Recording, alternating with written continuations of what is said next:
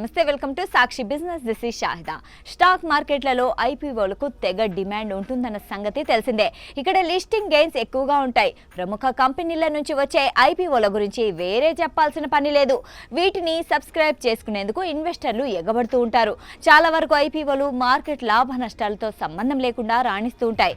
ఇప్పుడు కూడా అలాగే జరిగింది. ఒకవైపు భారత స్టాక్ మార్కెట్ మంగళవారం సెషన్లో భారీగా పతనమవుతున్న ఓ ఐపీఓ అదరగొట్టింది.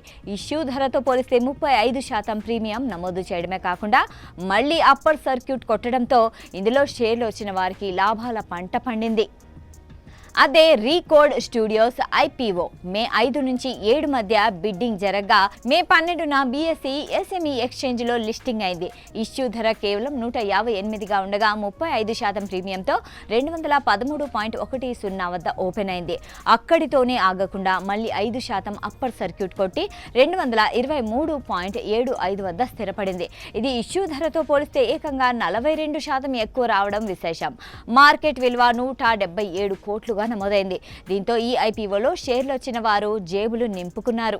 పెట్టుబడి విషయానికి వస్తే ఒక్కో లాట్ కింద 800 షేర్లను కేటాయించగా కనీసం 2 లాట్ల కోసం బిడ్ వేయాల్సి ఉంటుంది. అంటే మొత్తం 1600 షేర్లను కొనుగోలు చేయాలి. ఒక్కో ఈక్విటీ షేర్కు 158 చొప్పున మొత్తం కనీస పెట్టుబడి 2,52,800గా ఉంది.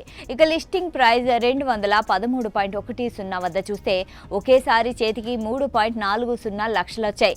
మళ్ళీ అప్పర్ సర్క్యూట్ కొట్టగా 223.75 వద్ద చూస్తే 3.58 లక్షలు వచ్చాయి. ఇక్కడ పెట్టుబడిపై 1,06 లక్షల వరకు ప్రాఫిట్ వచ్చిందని చెప్పొచ్చు. సోమవారం సెషన్లో సెన్సెక్స్ 1300 పాయింట్లు పడిపోగా మంగళవారం సెషన్లో మధ్యాహ్నం 1.40 గంటలకు 1050 పాయింట్ల నష్టంతో 75,000 మార్కు దిగువకు చేరింది. నిఫ్టీ 300 పాయింట్లు తగ్గి 23,500 స్థాయిలో ఉంది. పశ్చిమాసియాలో ఉద్రిక్తతలు కొనసాగుతుండడం, చమురు ధరలు పెరగడం సహా బంగారం కొనుగోళ్లను ఏడాది నిలిపివేయాలని, చమురు వినియోగాన్ని తగ్గించాలని మోదీ పిలుపునివ్వడం అమ్మకాల ఒత్తిడికి దారితీస్తోంది. కేంద్రం నుంచి లాక్డౌన్ తరహాలో ఏమైనా ప్రకటన వస్తుందేమోనని ఇన్వెస్టర్లు ఆందోళన చెందుతున్నారు. సాక్షి టీవీ ప్రసారాలను నిలిపివేయడం చట్టరీత్యా నేరం. సాక్షి టీవీ ప్రసారాల కోసం మీ స్థానిక కేబుల్ ఆపరేటర్ని వెంటనే సంప్రదించండి. డిటిహెచ్లో, ఇంటర్నెట్లో కూడా సాక్షి టీవీ ప్రసారాలను వీక్షించవచ్చు.